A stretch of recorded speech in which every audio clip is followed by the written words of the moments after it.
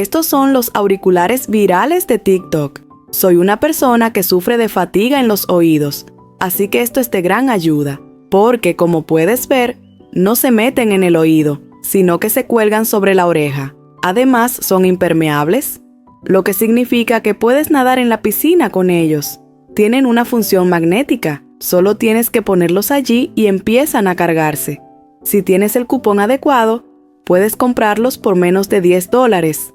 Así que échales un vistazo aquí.